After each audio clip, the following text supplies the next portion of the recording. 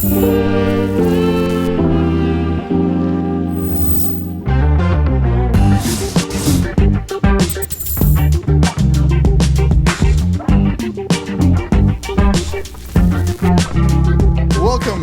to the Dad's Club. Why am I yelling? I don't know why I'm yelling. This is an interesting day. As we're gonna start this podcast. This is the first episode. I think it's gonna be in our memories for forever. And the other person you're listening to, the other mic, is not only my friend, not only a person who it's been there with me, and we've been there for each other. Since I got here in 2006. Jeez, man. And we live in the same building, huh? We did. With you guys, I gave you John MAGPOC. Hey, everyone. He's my brother, not only my friend, but, I think it's actually pretty interesting how can we present someone else as your brother when he's not, you guys didn't come up with from the same mom.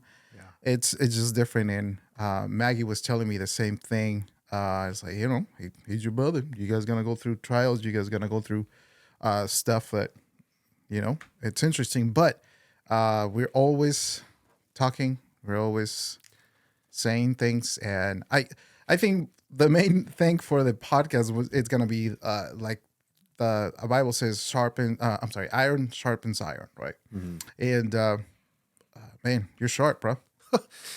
Oh, you keep me sharp. And that's what I think the brother is probably the best way to describe our relationship, because we fight. We fight, but it's always, I know your heart. It's always to make sure you or I are doing what's right and doing it how the Lord, is calling us to do it. And so I get mad sometimes, or I'll be a little sensitive about things, but that's family, right? I'm the same way. You tell me stuff and it's just like, man, dang it. I think he's right, but I just don't want to, have the vulnerability. Yep. Yes. Have the courage to say, yes, you're right. And like I said, bro, it's not only a pleasure to work with you. In a lot of ways, we share a lot of things. Sometimes even we dress the same way. Even our wives actually recognize that. But yeah. So you want to tell us a little bit about you and what's going on? Yeah. I'm John. And I guess I'm a worship pastor. No, I mean, it's only been since, I don't know, just this last summer where they ordained us or whatever. But yeah, but you've been doing the been work, a director and doing the work and doing the pastoring, and so yeah, no, that's just a little aspect of me. But I'm a husband. I've been a husband now for almost 13 years. Crazy. And a dad to a almost 3-year-old. He's 2.5 right now, but yeah. I mean, what can I say? I do. It's funny. I was saying a lot of things. I was doing vlogging on the way here. Cause I was like, my goal this year has been to, just put out a video, a vlog, whatever, once or if I'm like super productive that week, twice in a week. And so I was like, I didn't bring my camera, but I was like, my iPhone's good enough. I brought my DJI mic, just kind of hooked it up quick. They're more than enough sometimes. It's just like, dude. Yeah, so I just like turned it on and I just started spilling my guts to my phone. Like, this year I'm gonna be intentional. I'm gonna do this, that, and so. But it's like, I'm realizing, not just realizing, but I'm not this one faceted person where you're a worship pastor and you're only supposed to do music. And I'm like, no. And this was what I was explaining to Jamie, is my passion is creativity, is expressing through video or through photography, things like that. So It's one of the other reasons why I'm unofficially the production the production lead at our church too. You wear a lot of hats, that's I for wear sure, bro. too You many wear a lot hats, of hats. and that's what the Lord I know is taking off my plate this year. And as we were talking before we started recording, is moving things out of the way, moving certain people out of the way, for God to do something that, in order for us to be intentional, which is my and Jamie's word for this year for 2023, being intentional in what He wants us to do, and so that just means not doing things that I'm not supposed to be doing. Do you realize that probably when we say, "Hey, I want God to do something in my life," and you allow Him to do that, He's got to move stuff out of the way. I'm sorry. And then the reality is, in my life today, as we share, probably sometime in the next episodes, we're gonna share a little bit. But today, Yeah. it's visible that God wants us to do something, and sometimes we are like, "Let me do it tomorrow," or "Let me start tomorrow." As parents, we're busy. I mean, bro, I'm gonna have what? I'm gonna have five, Five. five How girls. do you conceive 3 times but come out with 5 kids? Do the math. Hey, I'm not Abraham and say, "Hey, I'm 95 years old or nothing." Then God is like coming to me. You gonna? No, no, no. I think I don't know, bro. I don't know. I'll be honest with you. I enjoy my marriages. That's one of the things that I want to present to everybody, that if you are married and then you don't enjoy your marriage, I'm sure you did. You're half before kids. I have. I travel when my wife. I traveled to places that I never thought I was gonna be, but I was. It was possible going with my wife because she's interested in going out there and she likes to travel and stuff like that. I'm very kind of like, nah, let me just chill at home. I want to just watch something, maybe a documentary or something like that. But it's just, to me, that's what it is. I'm an introvert, right? You want to be at home. I'm the same way. But I remember all the stories that you and Maggie, used to say, like, we just came back from snowboarding. I'm like, you guys are way more out there than we are. We're like, You know the we just story. went to Napa or something. That's it. Yeah, no, it's just like, okay, we're just gonna go. But yeah, it's just, I think the adventure awaits, right? It's just I think the way we started it, it was like, okay, I wanted kids right away, but she like, nah, let's just wait. Y'all And then waited. she when we started, we were broke, bro. I mean, let's just all realize that most of the time, that's a good sign as a marriage, because you start building together. And when you start building together, you appreciate more your relationship. So by saying that is, Maggie started, she had her job at the church back then, and then back then they didn't pay that much. So she had to get another job. I was working as well with, as a barista, make coffee. It was a good season. Not that I'm not right now. It's amazing right now, but it was ourselves. And somebody from the church say, "Hey, do you want to be the nanny of my daughter? Blah blah blah. And we're gonna pay you this and this." And it was like, "Oh, God is with us." Okay, we needed it at that time, but God not only provided for us, but at the same time, He was showing me how kids are. And by me picking up Maggie at the person's house, the family's house, to go home, implemented that we have to wait for them to come home first and then we can leave. Well, that 20 an hour show me how kids are. And I say, you know what? We're gonna wait. She was crying. I remember the baby was crying too much. She was loud. I'm not gonna say the name, but if you're watching this podcast at some point, you know who you are, and we appreciate it. Thank you for the job that you gave to my wife. I appreciate it. But yeah, your daughter was loud. Your daughter was loud, and that's something I was like, it made me say, let's just wait. Let's just wait. Let's no rush, no rush. And that actually became a year. After the year, it became 2 years, and it was like, well, let's start traveling, right? One of the things we liked, it was like you said, it was like we go to snowboarding. I started liking snowboarding more and more and more. But the third time that I snowboard, when we went to snowboarding, I broke my collarbone. Oh yeah, Remember I that? remember that. And it was bad because it was not even snow. It was I becoming ice. It was Ice. late Oh, April. It was late April, bro. And I'm telling you, bro, coming down by the bunny hill, I was going super fast, and that that just Yeah, you're like, it, oh, that's enough. I felt, and then like I say, and that was the first time. I just gotta. I'm not a holy person, or I'm a good person. I'm a good person. I like to be a good person, but I never drank in my life, and my parents can testify that.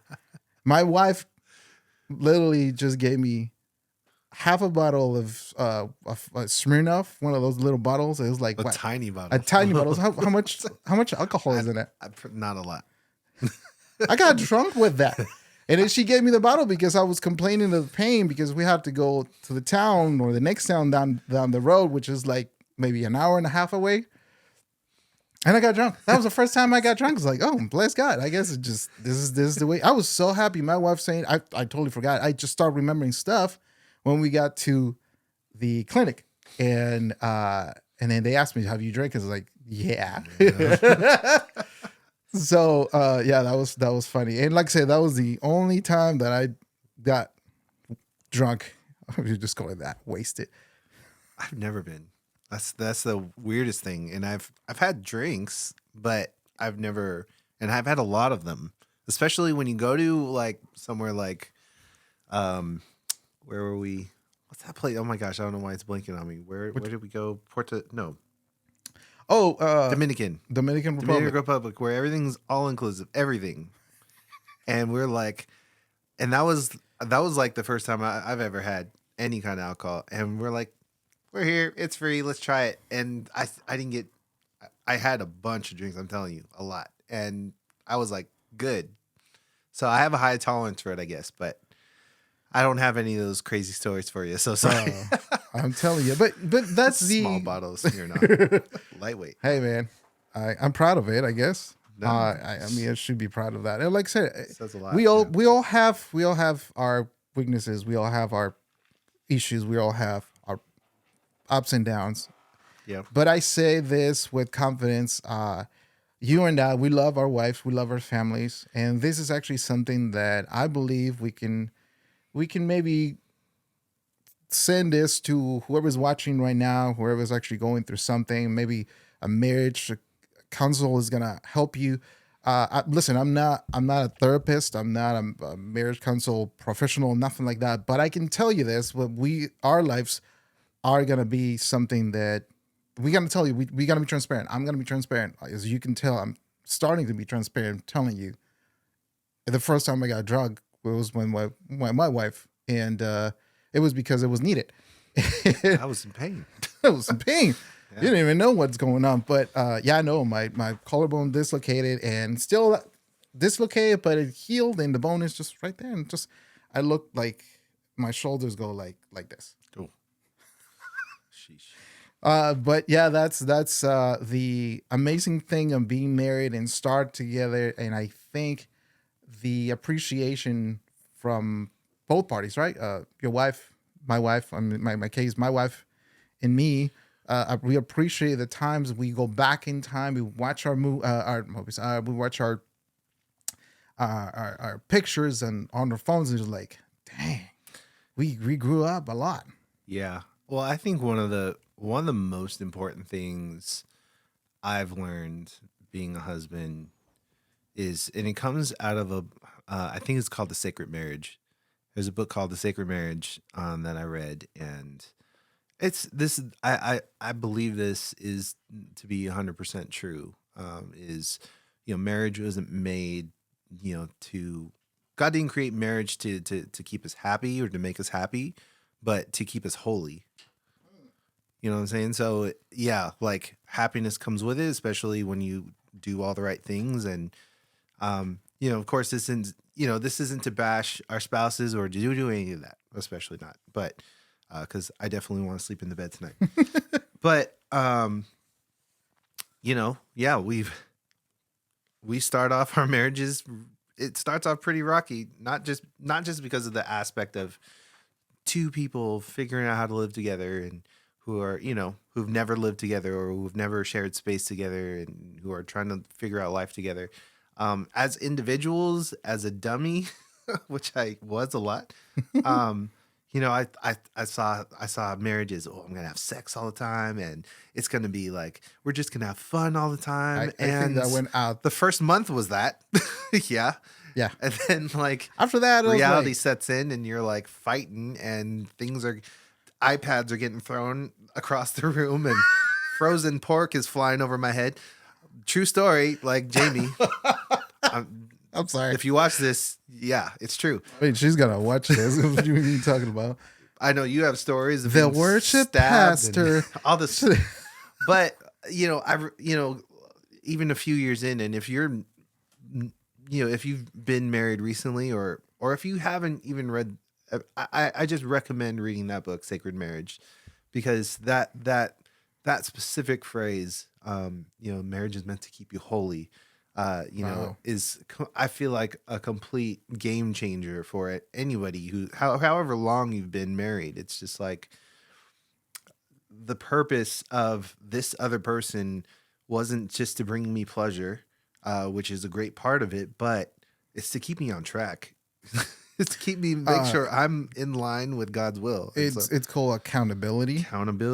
and so Something. calling us out on our craziness, on our dumb choices, on all those things. But it's also the other way around, where we're able to say, "Hey, woman, that was you're out of pocket there," or Hey, and so, but over the years, you learn to receive it and give it with grace, and so marriage. one of the things that I thought, touching what you said about learning and maybe searching for help in any way possible to help your marriage, your relationship, because not only this is you're sharing life with Jamie, right? Sorry, I'm gonna start saying names. My wife Maggie.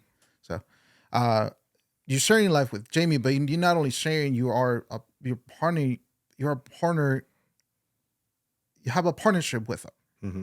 right? And it's just actually coming from, hey, listen, if you think, let me just put it this way, if you think, and this is me, right? This is me. If you think that sharing bank accounts is not holy, so let me just put it that way. You better actually start sharing accounts right now, because once the Bible says you become one, everything is one. Your bank accounts. Let me just put it this way, John. You know this, but not a lot of people actually go and do this. My wife, she knows the password of my phone. We share the same password. So if she can actually go watch whatever I'm watching, even actually just, right now it's like, what is it called? The screen time. Yeah. You can actually see technically everything. Hey, listen, accountability, it's hard. Yeah. Accountability is really tough. What do you think? Accountability is it's a dying to self, because naturally, you want to have a private part of your life Yeah. where yeah, you have your own thoughts and you have your own this and that, but it becomes dangerous where those thoughts or certain things just if you're not taking the steps to share them or say, hey, this is what I'm struggling with, or hey, this is what bothers me about you or about something, like it bottles up, it eats at you. And so it's just, yeah, accountability. I mean, it comes in a lot of forms. Yeah, it's having that openness. Jamie has passwords to my phone. I have the passwords to basically all of her accounts. We have that trust, and that's just what it is about. We want to be able to trust the person that we're living with, that we're sharing our lives with. But in all sorts of senses, in ways, it's keeping us holy, keeping us on the right track. that we're not dipping into something that's Yeah. eventually going to erode at our mental or our spiritual, person. And so, yeah. I think one of the things that us millennials we say now is like mental health, right? Uh, and let me just start with before I continue with mental health. One of the things that helped me in my marriage is going through pre-marriage counseling, Hmm. and I remember going with Bob Marquardt and Kathy Kathy, Marquardt. yeah. They were so graceful and nice. They're the most amazing people I met. It started because when I got here, I did not have anywhere to go, and that's something that I might touch later in another episode. But knowing my story is that I got here, I literally flew from Mexico back here, and then I was gonna go to Florida, but the founder church of Shiloh, which was Pastor Violet Kitely, which I owe her a lot, and she passed over. It was gonna be what 7-8 years ago. Something like that. Yeah. I mean, I cried so bad. And she was a grandma to me, and she took me. And I think for a lot of people, for you as well, she actually just gave you advice and stuff like that. She was a grandma for a lot of people, but for me, it was special because she helped me a lot, and I'm so thankful for all the love that she poured into me. But this is not for granted. And again, going back to the counseling, this is something. This is going to be important. If you are serious in your relationship, you need to invest in your relationship. Mm-hmm. So that means that before you start getting married, dating is not actually what you see in your marriage. Right. Counseling is something that is going to start opening your eyes to figure it out before you get to the altar and say, yes, I do. That money, first of all, yourself, money, feelings, mental health, every single aspect of your life is going to be shared with this person, special, all the baggage, all of it, yep. Including your debt, Mm-hmm. including your school debt, which Mm-hmm. is, a lot of people, Dave Ramsey is actually against it, that nobody wants to get forgiveness. Oh. He's like, oh, my taxes are, I'm not going to go with Yeah, that. let's not go there. Thank you, Dave Ramsey. I appreciate it. You have a lot of wisdom in that sense. And that's another thing is like, if you need actually, counseling with your money, we're going to have people who actually are experts in money. Sam is going to come. Oh, cool. And I hope you can actually be in the room as well with us as we share that. But yeah. I'll be honest with you. It's just going to be me, probably me and John. We are going to be your host. And I think this is going to help us in a lot of ways. I think one of the beauties of teaching is that you learn more as you teach. Mm-hmm. No, yeah, I learned that. I just took it's called Teachers Core in the Pathways. Pathways is our Bible college at Shiloh Church, and I just took that. And as a teacher, you've got to be, if you're, as we're hoping to teach some of you, we have to be experts in what we're teaching. We have to have a full understanding, not just the knowledge, but understanding, because there's a difference between knowledge and understanding. And so, yeah, I mean, I feel like in my 12, I got to get that number right. 12, 13 years, 13 years is about to be 13 years this year. You've got to, we've been through enough to know, and we've been through a lot, to learn, to be able to learn from our mistakes, learn from our experiences, right. From every part of every aspect of this marriage. And, even in some of the things that we're talking about now, you're talking about counseling, that I absolutely agree with it. We've talked about, and there's such a negative, connotation or there's just negative space that comes with when you hear counseling, right? Hmm. Like, yeah, we're in counseling, and people think, You're oh, crazy. there's trouble, Oh my God. but no, it's like taking your car to get tuned up or whatever, to get an oil change, whatever it is. But it's something that Jamie and I have been looking into. We definitely need counseling, especially with trauma, things that have happened in our while we've been married, before we've been married, that have been undealt with. And so having that counseling from whether they're licensed or whatever, however you receive counseling, um, being able to share what's happening. This is what I've experienced. This is what I'm going through. To get an outside perspective, someone who's wise, someone who provides wise counsel, godly counsel, you know, that is extremely important for you just in individual health, and then to do it together with your spouse. Finding those tools, finding those Mhm. ways to like enforce or to grow stronger, so that you're not repeating some of those things that cause trauma or repeating those things that are that have caused blockages or things like that in Right, your right, right. relationship. And I think, I mean, where I come from, uh, I think counseling was an option, but going to therapy was considered to me, and where I come from, Mexico, which has a lot of roadblocks for progress in its sense that you as a person, you need to get rid of stuff. Hmm. One of the things that I have on my iPad was gonna ask you is like, you said you went through trauma. I went through trauma too, as well, and in different ways. And let me just put it this way. My parents were pastors. I'm a PK. You know that, but not a lot of people knows that. I'm a PK. So I grew up at church when I Pastor's kid. pastor kids. Yes, pastor kid. Let me just put it that way. I'm a pastor kid, and I was not the worst, but I'm not proud of the stuff that I like everybody. I did right. So but going back to this, I in my family, when you say probably you going to therapy, it was not well received. It was like you said, oh, everybody's gonna start talking, everybody's gonna start sharing what's going on in your life.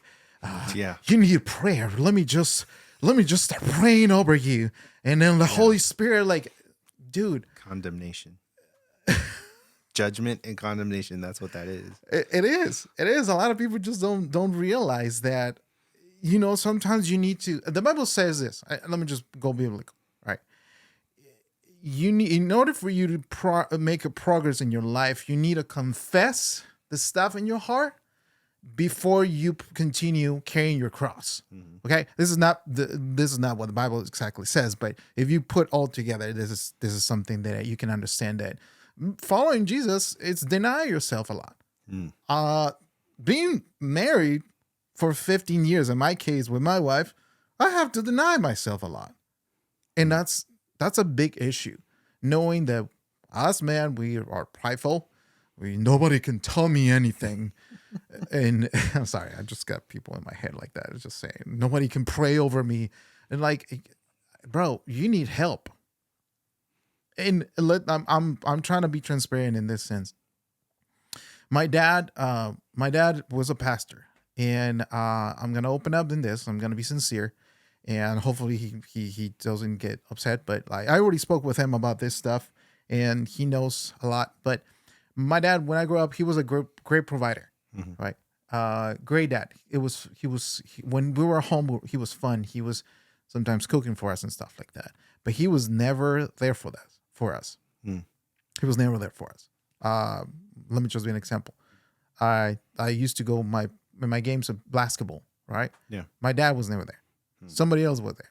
A friend of mine probably who saw something in me. So it's like, oh, you play good. Yeah. Until then, I was known as a Mexican Kobe. But yeah, no, I No, never had the opportunity to show my dad, hey, look, I play really good. hmm. And I never had the opportunity to say it to my dad until probably 2-3 years ago when we went to Mexico, and I talked to him, and I said, you didn't see in me anything else than music? Because back then I was leading worship in my dad's church, and I was there. I was leading worship since I was 12 years old, and that was because there was a need for that. Yeah. We at that point, we're just gonna go through that, but at that point, my dad's church went through a lot of splits, and it's because revival, you call it like that. Back then it was just a lot of issues with people talking, and my dad went through something. Probably he didn't grieve that well, so he shut his mind or his heart to a lot of things, and it just started going. I saw my dad changing. What I mean with this is, if a doctor needs a doctor to get diagnosed, pastor needs a pastor. I probably didn't see my dad actually calling somebody and say, "Hey, I feel this way," and I'm going with it in terms as a dad. Sometimes you tell me stuff, and sometimes I tell you stuff. I feel this way, bro. Pray for me. And you do the same thing. You just go say, "Hey, bro, I feel this way. Can you pray for me?" I think a lot of parents, a lot of dads are not actually willing to say, "Hey, I feel this way," because you are a weak person, a weak man. If you tell how you feel. Yeah. Well, I mean, there's that's you giving that person who has caused hurt, who has caused that sort of trauma, the opportunity to correct themselves. Not necessarily say sorry to you, but say, "Hey, Right. I'm trying to keep you accountable by saying you weren't there. This is what hurt me a lot of times." And if there's if there's no receiving of that, I mean, because I think most of the time we want that apology. We want to feel that somebody's sincere, but I also think like it's also the Lord's job to kind of do that work, even if we don't get a sorry or if we don't get a this. Yeah, I was gonna say that. Like, what if you don't Being get the able to- sorry? What if Yeah. they never apologize? Are you gonna let go? That's the hard part, is trusting that God's going to do the work, whether they make the right choice or not. And that's hard for us because we want to see change. We want to see we want to see something happen.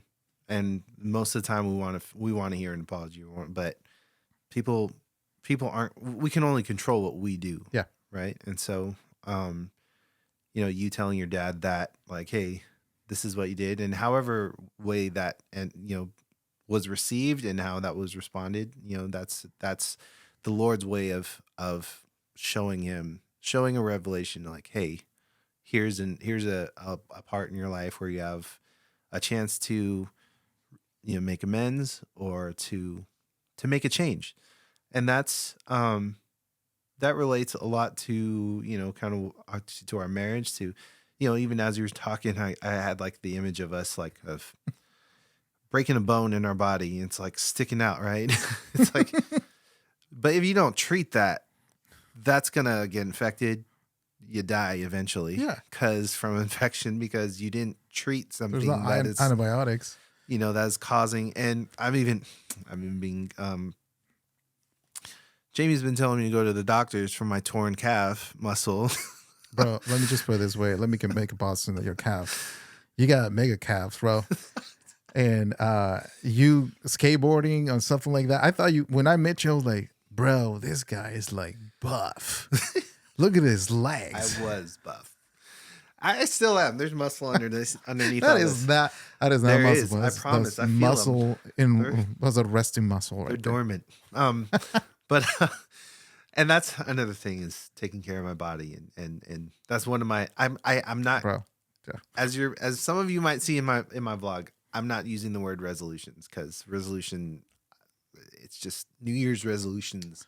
They don't last, They've never last for me, and I never follow through with them. So to me, it's just goals. And I think if I put it in that Right. sense, but anyhow, I'm detracting here, but it's the the trauma, the undealt with trauma, and we learned a lot about it when we were going through our adoption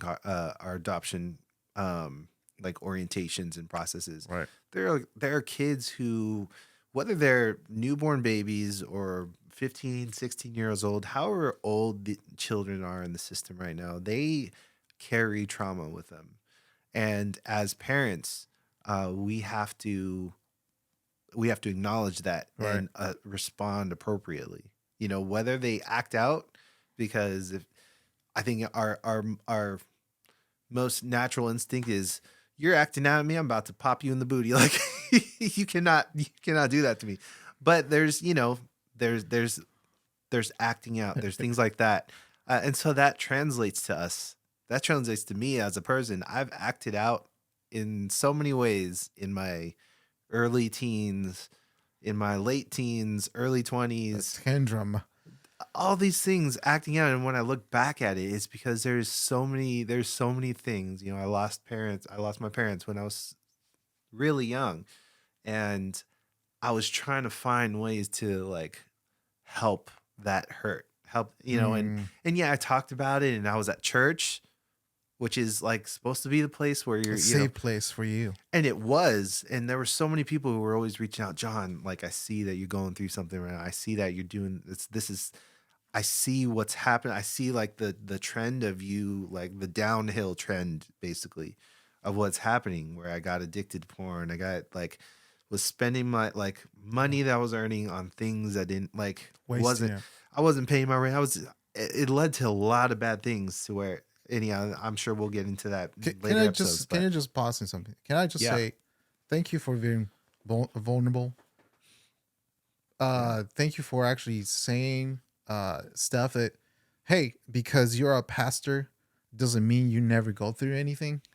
Or Mm, maybe the image of a minister mm. means you have all figured it out, Please. and Still that's figuring it that's out. far that's far Still away figuring. from the truth. And but yeah, I just want to, bro, I just want to thank you for being vulnerable in that sense. But Well, what I especially jumping into this role, and as you say that, um, I look at the Bible, of all these people that we see as role models in the Bible. David, um, who sinned like crazy, but like, anyhow, like, not focusing on that, but Moses, Abraham, all these people who God chose to be leaders were not ready when he called them. He wasn't ready. And he's got something. but he's got something, and he prepared. Yeah, he definitely prepared them and put them through things like, hey, like, yeah, that was hard, but this is preparing you for something bigger. And so for me and Jamie, like, yeah, we weren't like, I want to be a worship pastor, I want to do this, I want to do that. I like, no, it's just like, for us, it was always just, we want to say yes to whatever God's asking of us. And so yeah, we don't got it all together. I still don't have it all together. I have a lot of tools now that definitely help me like not go in that downhill trend. When I say downhill trend, like making bad choices. I've got a lot of tools now, and that's because the Lord's like, you messed up there. And a lot of us take those times where we're like, man, I really messed up, and we see it as a negative thing. Right.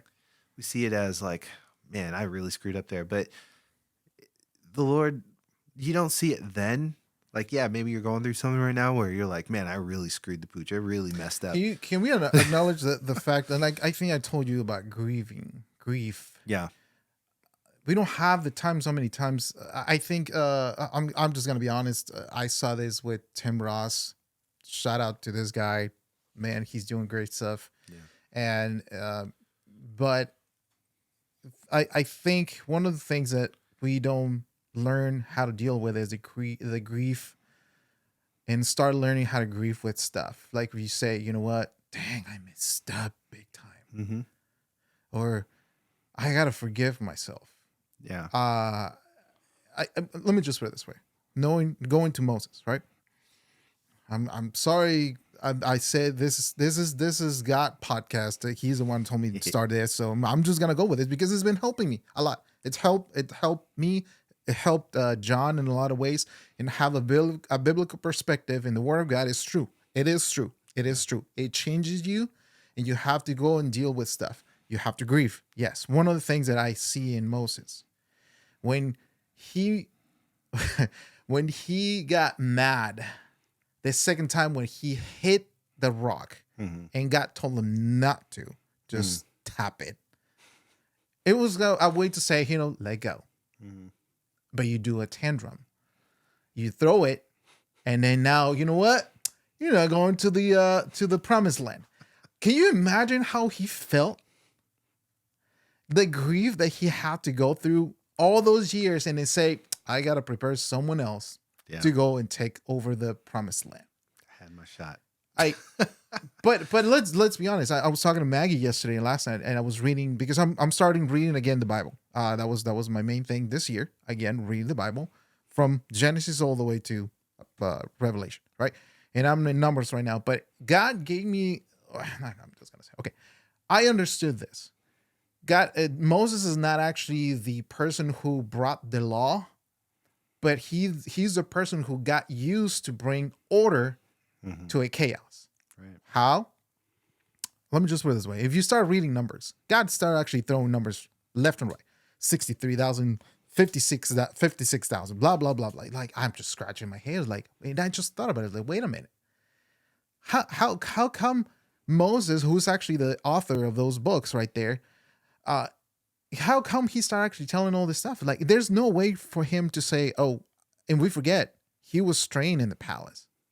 He was trained in the palace with all the luxury, but he was being trained to be a ruler, to rule over a nation, Egypt. God said, nope, I'm training you to rule over my people. Sometimes we think God is teaching us to do something, but the main thing we got to do is understand that God is teaching us to rule our own selves.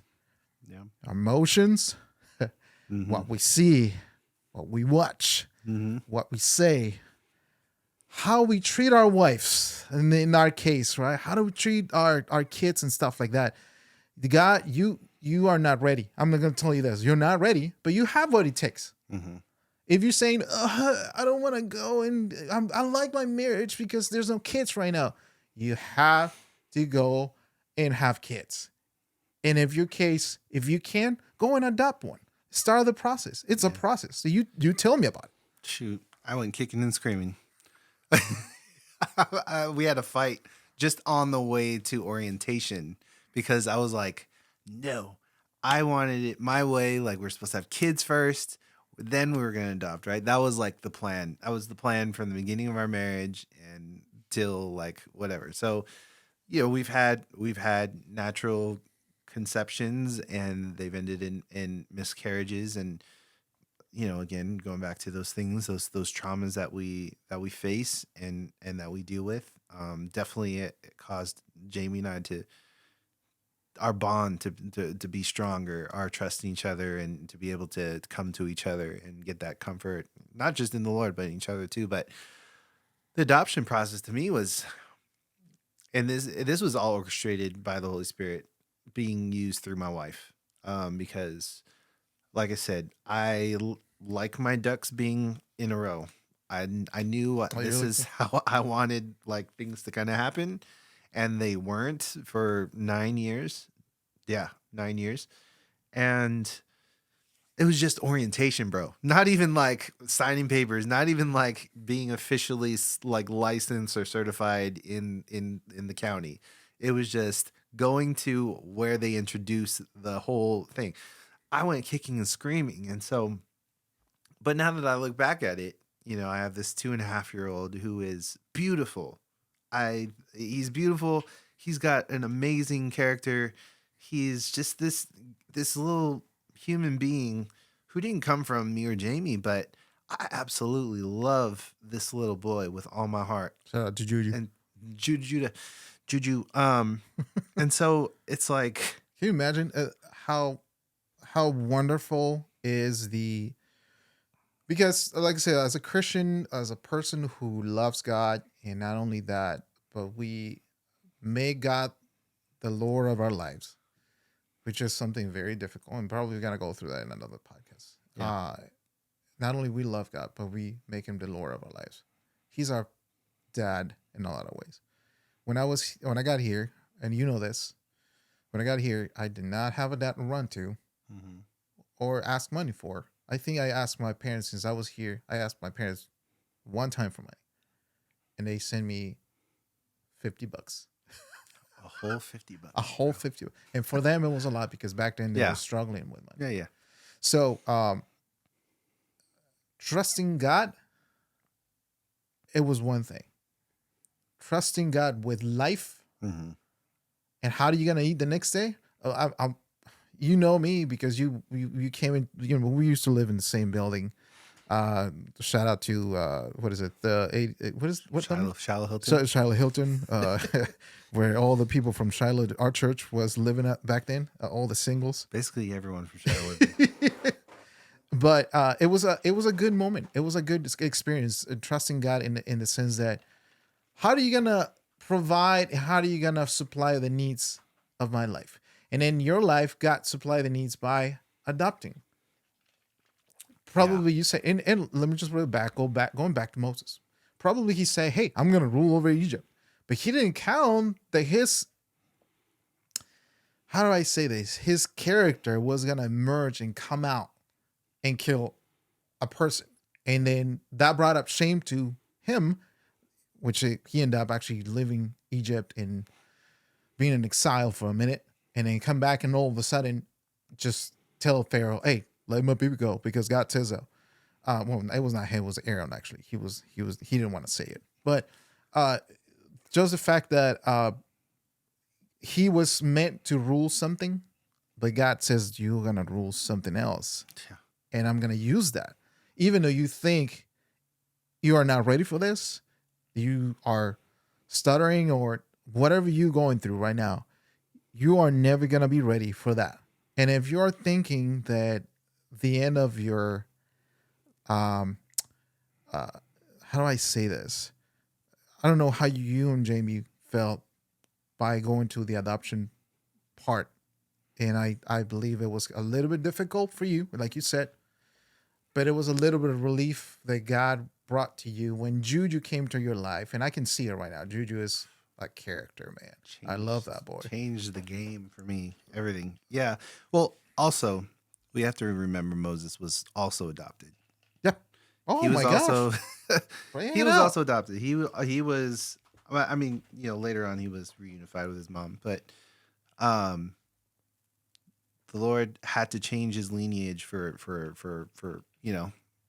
in order to. But anyhow, that's that process to me. Um, it's definitely not for the faint of heart. But I think with all the things we've gone through, we definitely came to an understanding that no matter how a child comes into our home, whether it's naturally through us or through adoption, whatever it is, they belong to the Lord anyways. Yeah.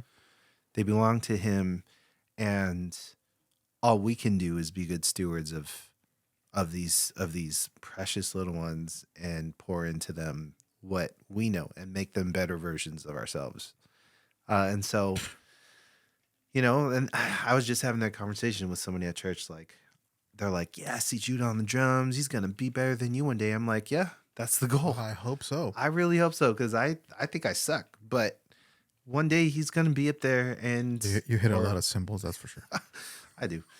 Um, but I never say that I'm a drummer, because I'm not. But he's gonna be better than me. He's gonna do things better, not just in a ministry setting or in a musical setting, but he's gonna exceed because of the things that Jamie and I have gone through, the trauma that we've gone through and have come out of and have dealt with, because those things that you don't deal with, and I'm not going to drop names in our from our family, where we're seeing trauma undealt with trauma carries over into the next generation. It's not just something that goes away. And so whatever Judah has gone through in his lineage, and what, and his grandma is still in his life. We're in communication with her, and she's just a sweetheart. But the Lord had to bring him out of that, just like he had to bring Moses out for a season, or for to be a purpose. raised somewhere else for a purpose. Yeah. And so that's just where that how we see it is as parents who are adopting, who are the Lord is bringing these children out of places where it likely means death for them. Drugs, alcohol, abuse, all those things that these children are taken out of. The Lord brings them into our house, which is, to us, we're like, yeah, we signed up, we did this and that. We're on paper, we're certified, to take care of these children. But individuals of ourselves, like, we have to be able to control, like, I've gone through trauma similar to some things that these children are going through. And have I been delivered from that? Have I been like, am I? So it's not just this whole, just the title of, In my case, absolutely not. yeah, I'm not We're just working on it. I'm not just a parent. That's just not my title. My job is to be like, hey, I see you're going through something right now. Like, whether it's just a fit, you're throwing yourself on the ground. He's done it once. And I'm like, never again, not in public. We were at Legoland though, and he was like exhausted. Bam. He wanted to go back and see this thing, and we're like, I'm like, Judah, you will relax, brother. You will not do that again, I promise. Take you to the men's bathroom right now. That's what my mom used to say. Let me take you to the bathroom. Number 3, that's it. You're I'll done. give you something to cry about. No. So, yeah, that's our job, whether we're adoptive parents or natural parents, however these children come into our homes. And I'm speaking to you. I'm speaking to every parent out there. It's our job to help them figure out, while they're young, figure out how to deal with these feelings, the trauma, the things like the heart, because it's going to come later in life, whether they come anytime in life.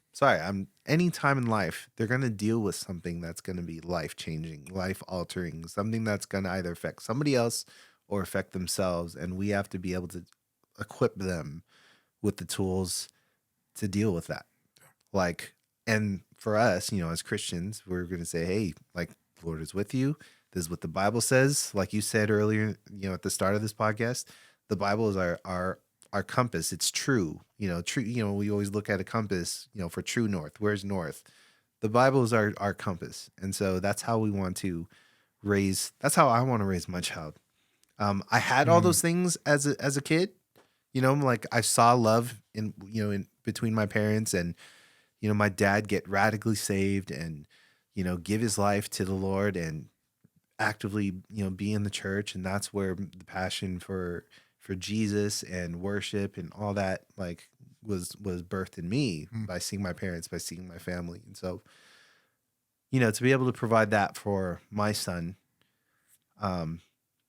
is, like I said earlier, is to equip him, but, to help him do better than I did.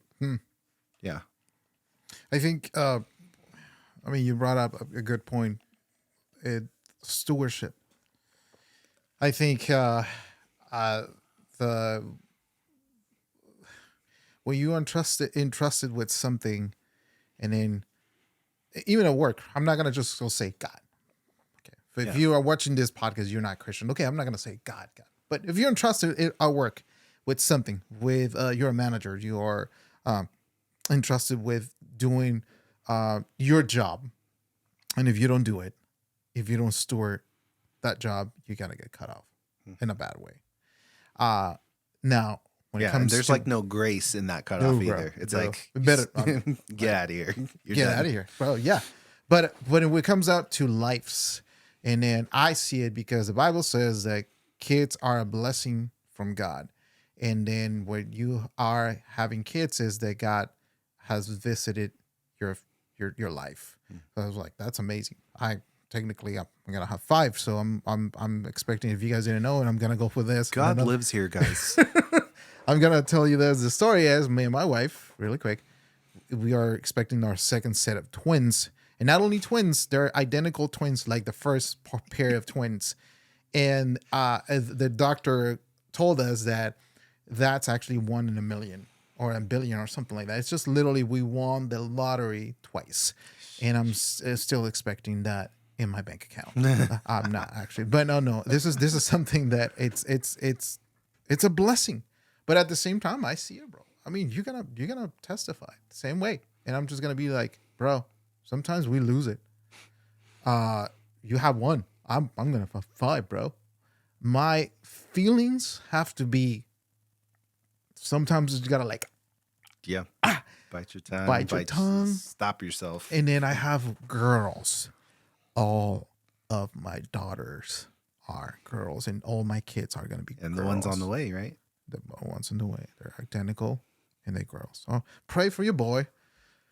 Pray for your boy. This is a different season for me. So this is something that the podcast, and going back to stewardship, this podcast is going to be steward in the best way possible for, first of all, to help people, to help man. And I'm going to give a little story about how I came out with, okay, I got to do this podcast. Going back to stewardship. I spoke with you. We were actually talking before, and all of a sudden, it just came out with a text message that says, "Hey, let's do another men's group." I was like, "Don't we already have a men's group There is. in the church?" Yeah, but I don't like the old man perspective. I really like the experience perspective because, in my case, it helped me a lot. Yeah. And it has helped me to tough times when I said like, oops, I messed up. Let me just go with someone who knows what to do with this. It's called wisdom.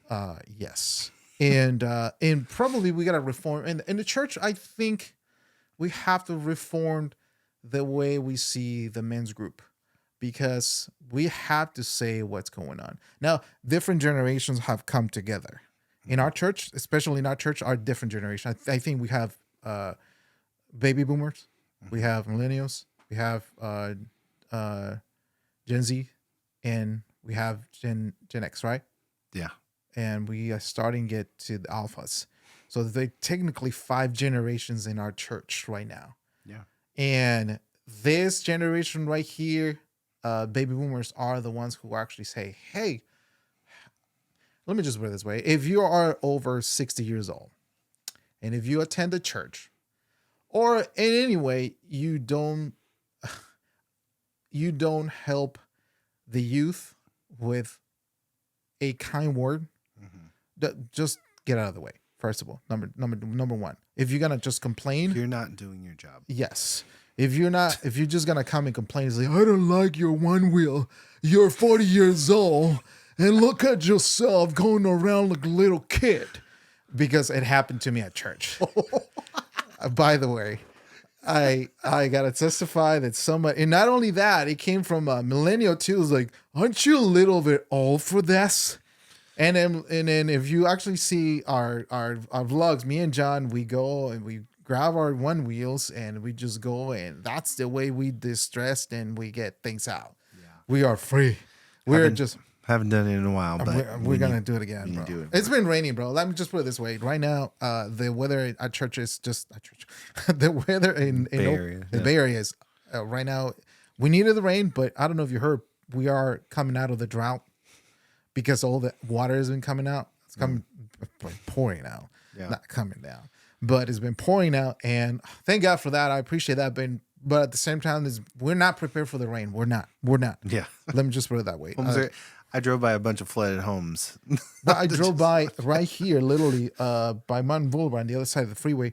The tree came down on one of the cars and it just landed on the hood. Like the kid, you can see, because I was going, I took pictures. Yeah. You can see the little kid going like this on the window. In like, the car? In the car. Shoot. So I was like, and the person, the guy or the adult, let me just with it. The adult was not even actually coming out. I was like, dude, get your kids out of the way. And they were like there a long time. Let me just put it that way, because there was a lot of traffic. We were merging to the left so we can avoid the tree to the right side of the freeway. So I was like, what are you doing? What are you doing? Anyway, so what I'm saying with this is, I'm just going to put it this way. putting the whole injunction. If you're not helping, get out of the way. Mm. Yeah.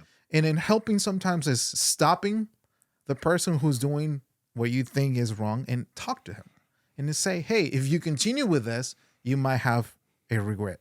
Mm-hmm. Not regrets like that movie, but regrets in life. And I think I heard a lot of over 60 years old complaining about, I don't like this and I don't like that and I don't like this and I don't like.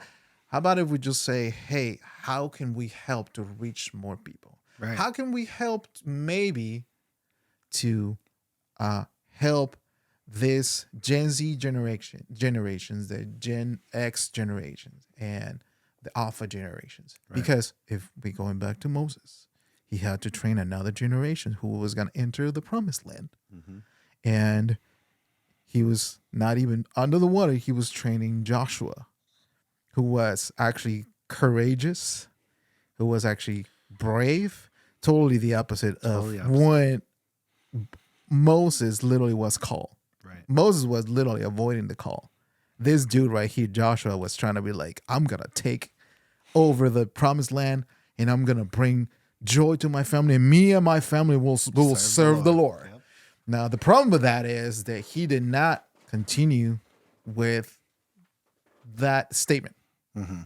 Because if we see years later, I'm just not going to go in that deep thing, but if we see years later, the next generation after Joshua forgot about the Lord. Mm. Yeah. And forgot about the statues and forgot about this and that. Oh, shoot. And if you think about it, we are here. And that's exactly why my purpose for this podcast is to help the next generation. If you're single, if you're not married right now, think about it. You're going to get married, hopefully. Mm-hmm. You're going to have the joy of your life, which is your future wife. And you're going to have issues. You're going to have problems. So let me just put it this way. You better have a good attitude for that. Mm-hmm. And you better suck it up at some point. But at the same time, yeah, you need to talk to someone.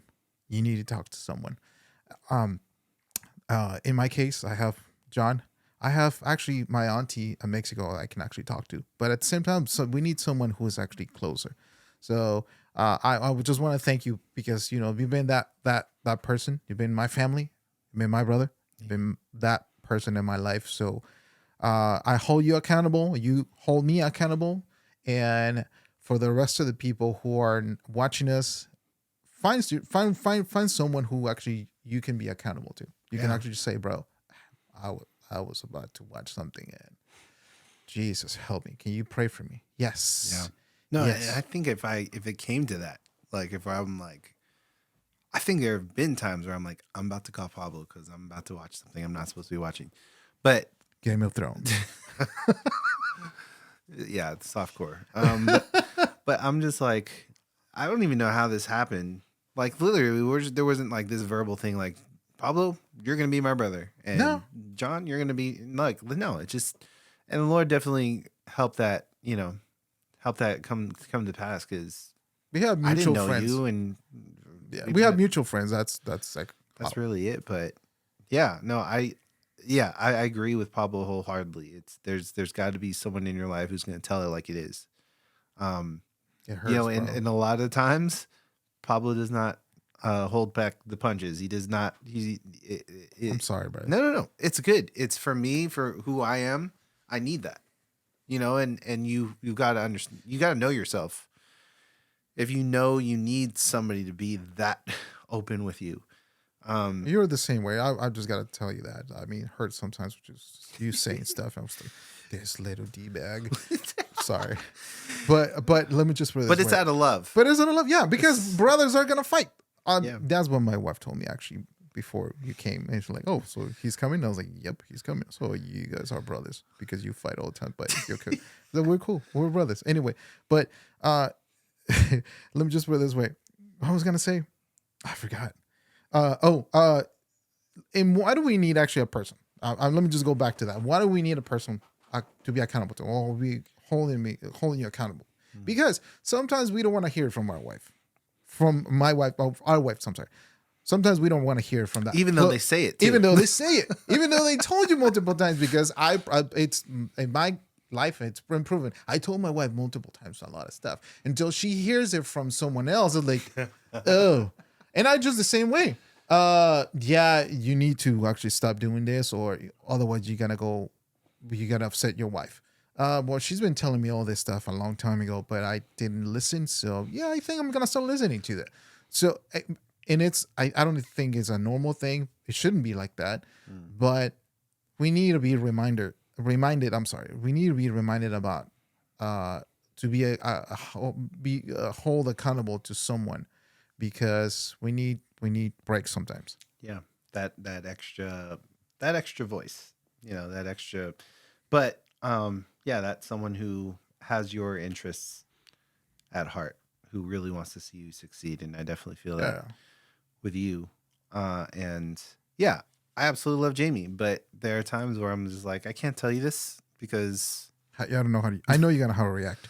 yeah, I know how you're gonna be, but we'll talk about it later. Same way. Because eventually I'll eventually say, yeah, this is what I'm going through. But it's like, yeah, to have that in someone who's, yeah, whether they're family or not, just being able to be as transparent, because that's how the enemy works. Is he wants you to not say.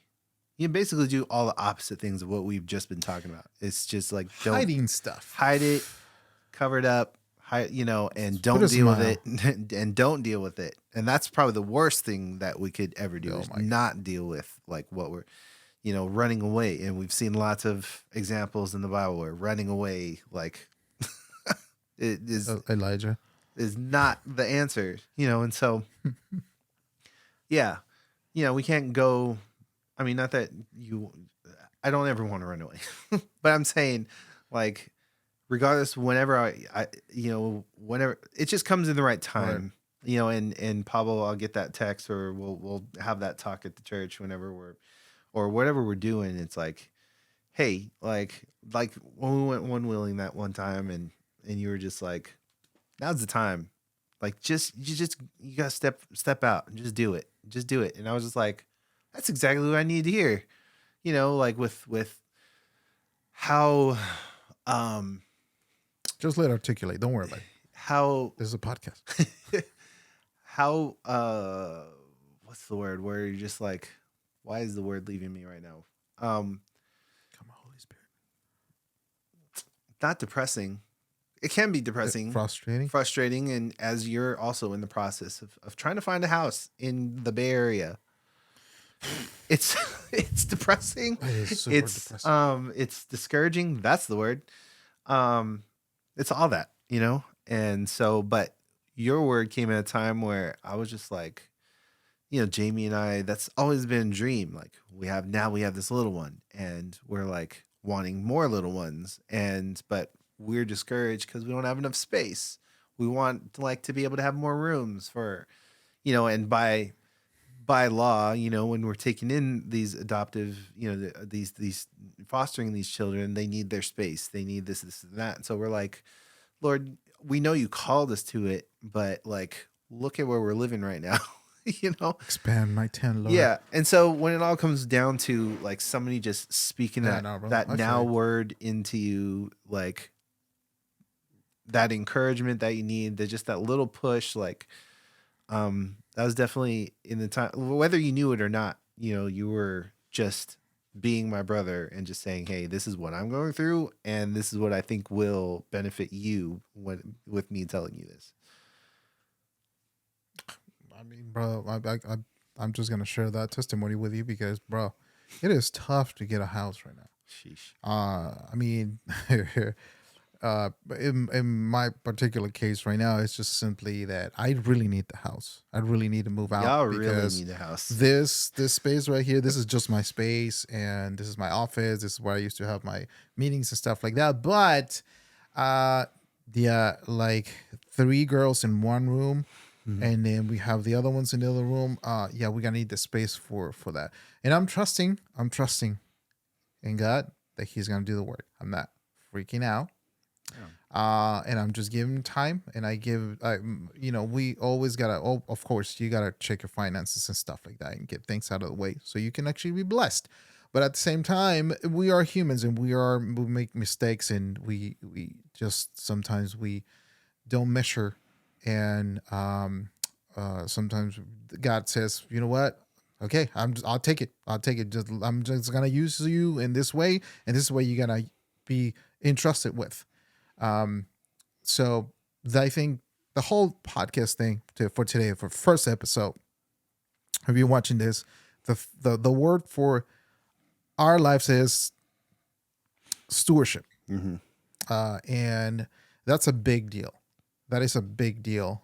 We're not only heads of our family, we're not only the providers of our family, we're our parents, we're husbands, we're friends, we are brothers, we move, we go up and down and stuff like that. And I think life can be tough on you. So if you're listening to this, I feel you. We feel you. Me and John, we feel you. We there and are there. We going through it. And that's exactly what we actually want to do this podcast. And it was actually, I say actually a lot. And that's something that it was born. It was born in my heart a long time ago, back in when I told you March. Yeah. But we couldn't do it until right now because I don't know why not. But hey, I told John a few days ago, we have to do this. 9 months ago.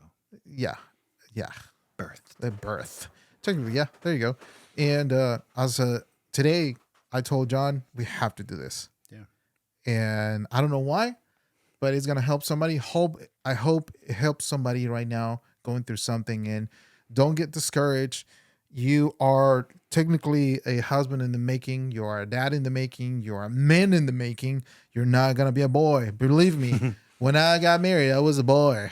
Now I'm a man. Now because I've been having sex with my wife, which is amazing, but because that path is rough, and that makes it sharp as you. It just enables you to be humble. You're gonna agree with me. It humbles you. Absolutely. That's humility. Pride just kind of puts just throws a what's that phrase? Just makes everything complicated. When we learn pride from, who knows? It's whether it's innate or from family or it's just the fact that you don't want to hear. You don't want to be told what to do. Don't tell me what to do. I'm a man. Okay, I know what I do. But yeah, it's and it all comes down to. Do you have a PS5? Sorry. Following Jesus' example of humility. He's a king who came to the earth, died a human death, and to take on all of our sins. So it's like, not that we have that responsibility. Thank you, Jesus. We don't. But we gotta die ourselves every day. Gotta die to ourselves. Carry your cross, do all those things. But yeah, I mean, can't walk around here like I know everything, or like I've got everything. Yeah, don't figure it out. I don't, and I'm all right. I think I'm already admitting that I don't, and I would like to learn more and figure out from people who've been through it, who have wisdom, and continue to be great steward with what the Lord has given me, with my family, with my wife, with my son, and the future children to come into our home. Like, amen. That's all we can do. That's the control that we have, right? Yeah. We don't have control over everything, but we have control over our knees. We have control over our prayers. We have control over our minds. You can decide what you put in your head. You can decide what to watch. You can decide how to respond. You can decide how to say things in love. And like I said, you know me, bro. You're the one sometimes telling me, not sometimes, you're the one telling me most of the time, you got to say things in love. And it hurts me because I just want to slap people in the face and just say, react. Otherwise, it's going to be worse. You cannot. I'm sorry. I'm learning that. I'm learning how to respond to things that are out of my control as well. Yeah. But I think this is a good place to stop. What do Yeah. you think? We actually are in 1 hour and 20 minutes. Really? That's actually, yeah, bro. Wow. 1 hour and 20 minutes. That was pretty cool, actually. Thank you for watching the podcast, Dad's Club. I looked at it in the. Let me just put it this way to end it this way. Why I actually started also thinking about the podcast is because at some point last year I was not feeling encouraged, so I needed someone to encourage me, and that's why I started looking for a podcast. Did I tell you what I found about Dad's Club? No. There's a Dad's Club somewhere in another podcast. There is not. I'm not gonna mention the name, but instead of actually encourage you how to be a husband, how to be a good husband, be a man in your life, they were telling and Oh yeah. encouraging the man how to cheat, how to not get cut, How to do the opposite. how to do the opposite of what we're talking right now. How to be a sleazebag. And you know what? Let me just put it this way. That podcast is going to fail at some point because, this man try to cheat and try to get cut. You going to get it. That's how you're going to leave your wife for another woman. And what makes you think that woman's going to be faithful to you? I'm not going to go into that. Yeah. But anyway. You reap what you sow, though. Yeah, so I found out, and there was like a few podcasts, and I was like, okay, you know what? I need to encourage myself, and that's when I called you. And I was like, let's do a podcast, bro. Yeah. And then, I promise you, God gave me this name, the Dad's Club. If you want to follow us on Instagram, it's at letter D, Dad's Club on Instagram. Technically, that's what it is. And then we're just gonna start posting more and more and more. I don't want to go. Do you think we're gonna go with TikTok? I don't know, bro. I'm not even on TikTok. I don't like TikTok. But hey, if we gonna go that way, okay, let it be. I mean, Instagram and YouTube, they're basically have their own version of TikTok. So yeah. So maybe we're just gonna What be difference? Let's just start right here in YouTube and Instagram. Follow us on Instagram. Follow us on YouTube. I'm just gonna be posting on my personal Instagram and John's Instagram as well, so we can actually promote this. yeah. Let somebody else hear this. And I wrote this up so I don't forget it. Be the man God called you to be, so you can be the husband your wife needs. That's good. If you love your wife in your marriage, let God speak to you. It's hard. It's really hard. And it's tough to be accountable and live in integrity. Integrity is a price that nobody wants to pay because it's really expensive. But if you want peace in your life, you better start actually pulling your wallet out and say, I want to pay the price, because integrity, it hurts. Yeah. And it actually costs a lot. What your final words before we leave? Yeah, no. Thanks for listening. And for listening to us gab on for an hour and so, but I hope, somebody is encouraged and continues to hear more of our stories and what we go through. But exactly what you're saying. Probably the most attractive feature about you will be your devotion to the Lord. Because you start to gain weight when you get older. Things stop working. Your hair starts falling out. Your metabolism. I've been starts thank you, slowing down. Lord. I've been blessed with some good hair, but Me too. yeah, this is the good hair Dad's Club. Just kidding. No, I'm just kidding. Totally kidding. But those things fade. Things that were attractive. But probably the most attractive thing is probably your devotion to the Lord and how well you're able to obey when the Lord says do it. And so, hey, this is my first doing podcast. If I actually didn't Same. if I didn't introduce myself, my name is Pablo.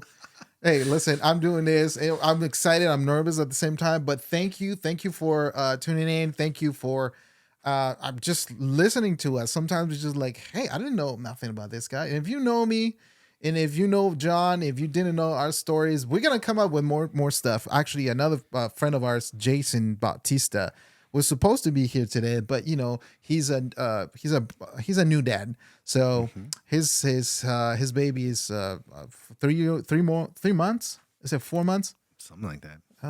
Beautiful baby. We'll get him. We'll get him. We'll get him. Jason.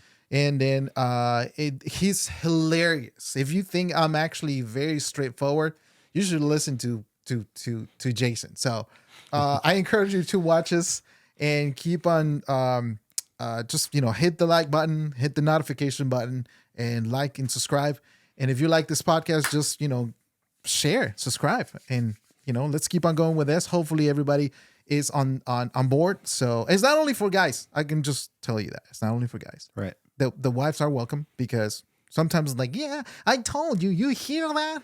I told you. And then you're gonna hear that, and I'm sorry about that. That's exactly how Maggie sounds, by the way. Just kidding. Love you, Maggie. It's not. Our interpretations of our wives' voice is. I'm not even gonna do Jamie's, but I always hear Pablo talk as Maggie, and I'm always like, if she only knew how he interprets her voice. This is my wife in my head. No, I'm not gonna say that. I love you, baby. I love you wherever you're right now. She's actually getting checked up for the babies. But again, thank you so much. Enjoy, and we'll see you next time. Yep. Thank you.